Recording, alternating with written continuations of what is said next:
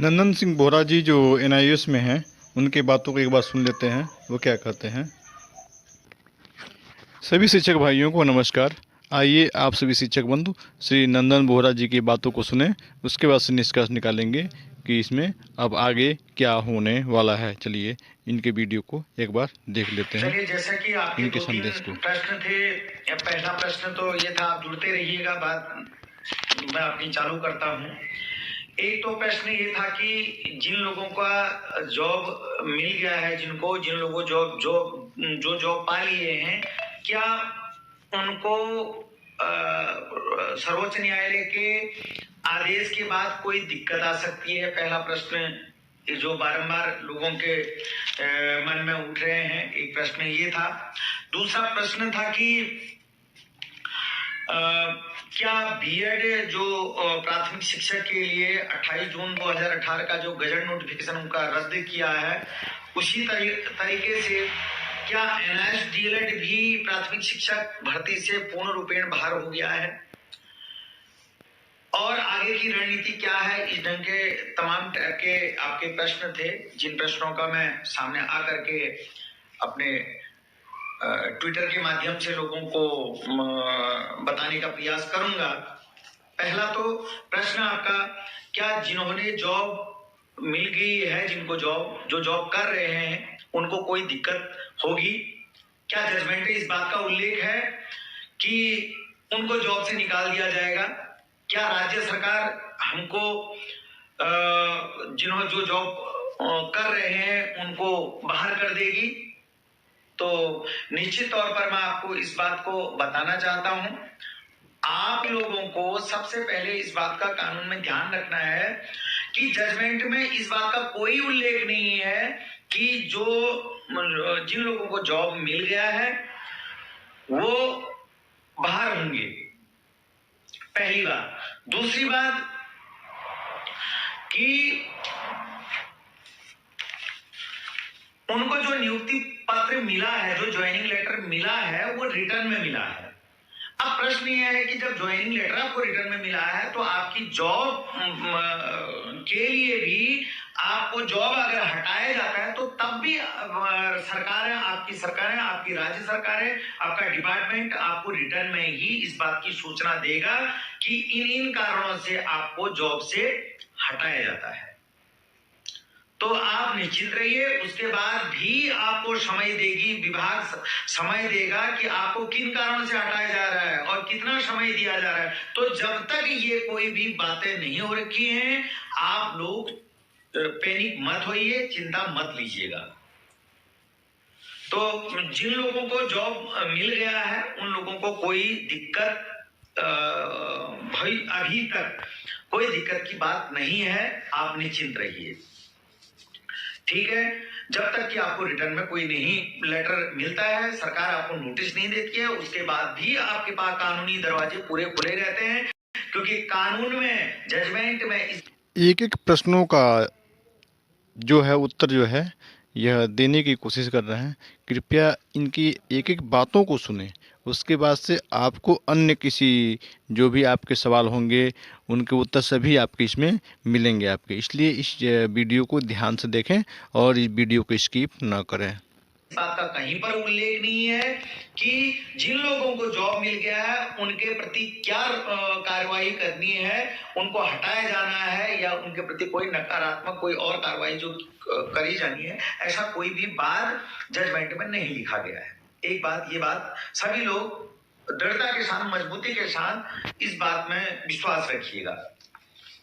दूसरी बात, आपने एक प्रश्न और किया था, क्या जो बीएड का, राजस्थान बीएसटीसी और बीएड का जो मैटर था, जिस प्रकार से बीएड प्राथमिक शिक्षक से बाहर हुआ है और पूरे देश में बाहर हुआ है, क्या एनआईएस भी उसी कैटेगरी में आता है? क्या एनआईएस के साथ भी ऐसा ही हुआ है? मैं बिल्कुल आपको इस बात के लिए मजबूती के साथ ये कहना चाहता हूं, बिल्कुल नहीं। एनआईएस को पार्लियामेंट में बिल पास करके पूरे संवैधानिक जो कानूनी जो दायरे थे, उन दायरों के तहत वो सीढ़ी बाय सीढ़ी चढ़ते हुए हमको ये प्रशिक्षण किया गया है, दिया गया है। ये प्रशिक्षण हमने ये प्रशिक्षण पार्लियामेंट में बिल पास होने के बावजूद भी ये प्रशिक्षण को प्राप्त किया है। आप चाहें, आप यूट्यूब में गूगल करके किसी तरीके से आप देख सकते हैं। पार्लियामेंट में तत्कालीन जो शिक्षा मंत्री थे आदरणीय श्री प्रकाश जावड़ेकर जी, उन्होंने इसमें विस्तार से चर्चा करी और जो भी सांसद थे वो राज्यसभा के थे, लोकसभा के थे, उन्होंने भी उसमें अपनी टिप्पणियां दी और आरटी रूल का हवाला देते हुए ये प्रशिक्षण हमको प्रदान किया गया था। तो इसलिए कानूनी प्रत्येक पहलू को ध्यान में रखते हुए यह प्रशिक्षण हमको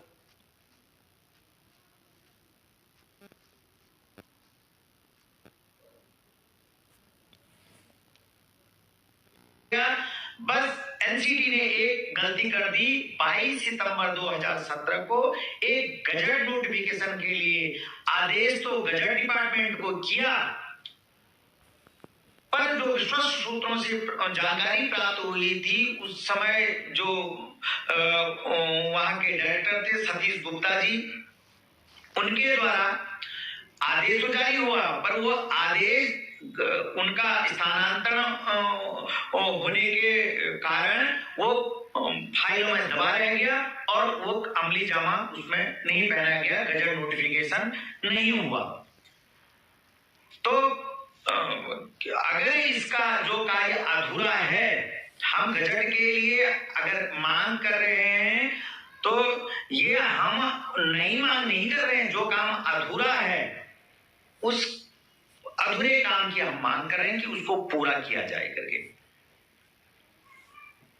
तो बीएड में क्या हुआ था, गजट नोटिफिकेशन तो किया था, पर पार्लियामेंट में जो कानूनी जो और दायरे होते हैं, जो उनकी कमेटी होती है, एक्सपर्ट कमेटी होती है, ये चीजें उसमें नहीं की गई थी। केवल एक गजट बना दिया गया था और जो गजट बनने से पूर्व के जो पार्लियामेंट में बिल पास होता है, अन्य जो संवैधानिक जो कायदे कानून होते हैं, उनको ध्यान में नहीं रखा गया था। इसी कारण उनका गजट नोटिफिकेशन रद्द हुआ और जबकि हमारे पूरे स्टेप फॉलो किए गए थे, केवल गजट का कार्य नहीं किया गया था। तो आप लोगों को बिल्कुल दृढ़ मजबूती के साथ मैं कहता हूं कि इसका गजट नोटिफिकेशन बनेगा, 101% बनेगा, ये मैं आपको बिल्कुल दावे के साथ कह रहा हूं। ठीक है। दूसरी बात, अब प्रश्न क्या है कि हमारी रणनीति क्या होगी। हमारी रणनीति केवल इतनी है कि हमको अपना मानव संसाधन मंत्रालय, केंद्रीय शिक्षा मंत्रालय द्वारा एनसीटी को जो उन्होंने अधूरा काम अपना छोड़ रखा है, उस कार्य को पूरा करवाने के लिए आदेश करवाना है। क्योंकि जो अभी के चेयरमैन है, डायरेक्टर हैं, जो पुराने थे वो बदल गए हैं, इसलिए उनका कहना है कि जब तक हमारे लिए आदेश नहीं आते हैं तब तक हम इस कार्य को आगे नहीं बढ़ा सकते हैं। और इस कार्य को कई स्टेपों में आगे बढ़ाया जा चुका है, पर हमारे पास जो कानून की जो टाइमिंग है, कोर्ट की जो टाइमिंग है, वो 1 महीने की है। 1 महीने में भी इतने दिन गुजर गए अभी। तो इसलिए अविलंब हम सबको दिल्ली में आना चाहिए। आप दिल्ली आइए और आपके जितने भी जिस क्षेत्र से जो बिलोंग करते हैं, अपने सांसदों को अपनी पीड़ा को बताइए और उनको कहिए कि जो अधिकारी हैं, उच्च अधिकारी हैं, उनको आप आदेश करिए। आदेश करने के साथ इस कार्य को तुरंत करवाने के लिए आप लोग निवेदन कीजिए। जब तक आप ये कार्य नहीं करेंगे तो क्या होगा, कार्य तो होगा ही होगा। गजट तो नोटिफिकेशन 14 लाख लोगों को अगर आपने मेरे चैनल को लाइक, सब्सक्राइब, शेयर नहीं किया तो कृपया कर दें, क्योंकि ऐसे वीडियो आपको हमेशा मिलेंगे। हमारे चैनल पे हमेशा ऐसे वीडियो आपके मिलते रहते हैं। कभी भी हमारी तरफ से आपको जो है लेटेस्ट अपडेट ही दिया जाता है। ठीक, इसलिए आप मेरे चैनल को सब्सक्राइब, लाइक और शेयर जरूर करें दोस्तों। धन्यवाद दोस्तों। है उस डिप्लोमा को रद्द कर देना इतना आसान काम नहीं है। एनसीटी ने क्लेरिफिकेशन लेटर में लिखा है कि भाई ये जो 18 महीने का डीएलएड है 2 साल के डीएलएड के समकक्ष है और ये नई भर्ती के लिए पात्र हैं।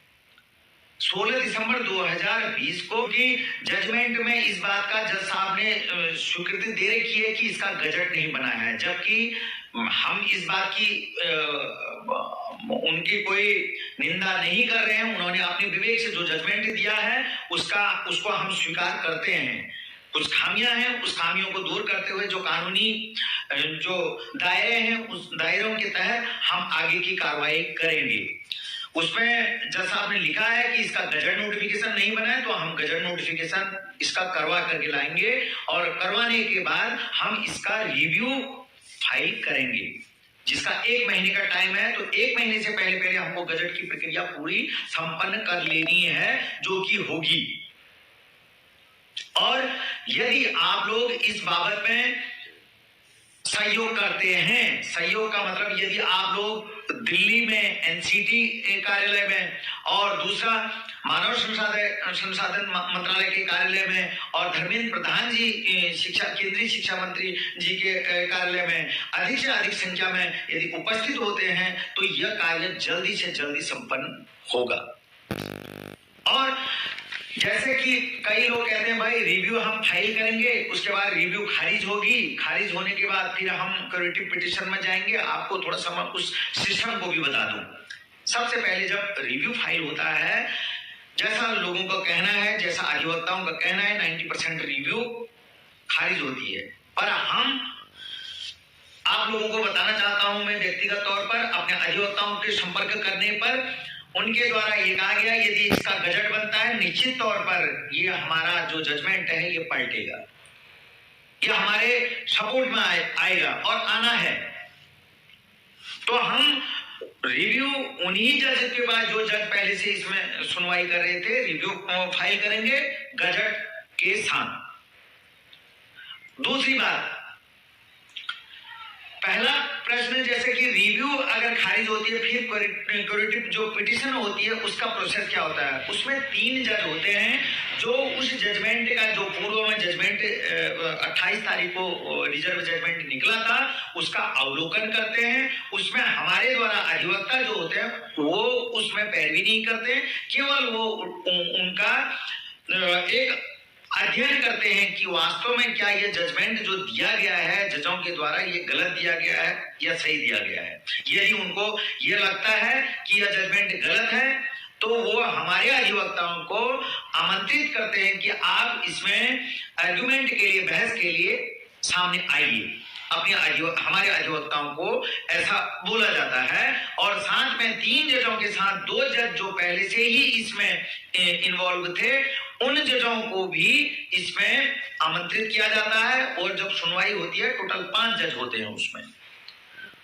तो आप लोगों को इस बात से मैं बिल्कुल भली भांति अवगत करवा दूं, इसका गजट निश्चित तौर पर बनना है। यदि इस बात को मंशा अगर अपना केंद्रीय शिक्षा मंत्रालय की नहीं होती, एमएचआरडी की नहीं होती, एनसी की नहीं होती, अभी तक उन्होंने सुप्रीम कोर्ट का जजमेंट अपने साइट पर अपलोड कर दिया होता।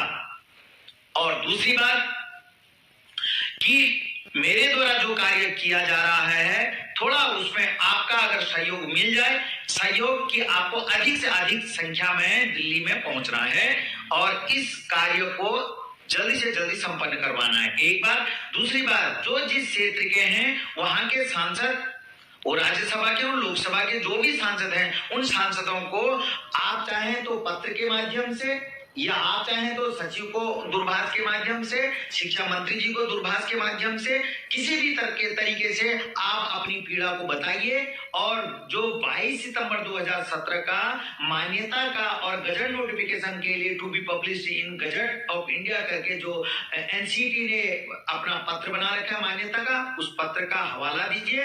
निश्चित तौर पर ये काम जल्दी से जल्दी संपन्न होगा। मैं अपनी बात को ज्यादा ना कहते हुए इतना ही कहूंगा कि मेरे अधिवक्ताओं ने मुझसे इस बात के लिए बिल्कुल एक विश्वास दिलाया है। यदि इसका गजट बनता है तो निश्चित तौर पर जीत हमारी होनी है और गजट बनना भी निश्चित है।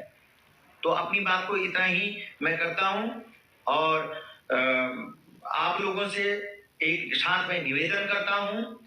मैं लगातार अपने ट्विटर हैंडल पर अपने जो बात है एनआईएस डीएलएड की, जो एनआईएस डीएलएड के साथ जो अन्याय हुआ है उसकी बातें, उसकी जो कार्रवाइयां हैं, मैं अपने ट्विटर हैंडल पर डालता हूं। आप लोगों से, सभी लोगों से निवेदन है कि अधिक से अधिक उसको शेयर करें और उच्च अधिकारियों तक, उच्च जो सक्षम व्यक्ति हैं उन तक उन बात को पहुंचाने में आप मेरा सहयोग करें। और विस्तार में जो आपके प्रश्न हैं या जो आपकी कुछ जानकारियां चाहने की जो इच्छा है, उनको मैं किसी अन्य चैनल के माध्यम से, किसी यूट्यूब के माध्यम से, किसी अन्य जो प्लेटफॉर्म है उसके माध्यम से आपसे रूबरू होऊंगा। और जल्द से जल्द, अर्थात सोमवार को पार्लियामेंट का सेशन शुरू होने वाला है, तो आप लोग दिल्ली सोमवार से आइए और इस काम को, जो ये हमारे साथ एक अन्याय हुआ है एनआईएस को बाहर करने का, और इससे हमको मुक्ति पानी है। तो इन्हीं शब्दों के साथ अपनी बात को यहीं पर विराम करता हूं, इस अपेक्षा के साथ मेरे द्वारा कही हुई बात को आप जरूर अमल में लाएंगे और एक सुखद भविष्य के लिए आप एक दूसरे का सहयोग करेंगे। धन्यवाद। आप इनकी बातों को समझ गए होंगे क्या इन्होंने कहा है, और आपको हर एक बातों का जवाब मिल गया होगा, क्योंकि इनको लाने का जो मकसद है फेस टू फेस वो ये है कि आपको हर एक चीज़ की जानकारी आपको मिल जाए। आपको इनकी बात, इनके द्वारा जो बातें कही गई हैं मैं आपको ऐसे आपको बता देता, लेकिन आपके सामने लाने का मेन मकसद ये है कि आप इनकी बातों को समझें और ये क्या कहना चाहते हैं और क्या तथ्य है, क्या सच्चाई है। इसलिए अगर आपने मेरे चैनल को सब्सक्राइब और लाइक शेयर नहीं किया है तो कृपया कर लें। आने वाला वीडियो जो है आपको हमेशा ऐसे ही मिलता रहेगा। धन्यवाद दोस्तों।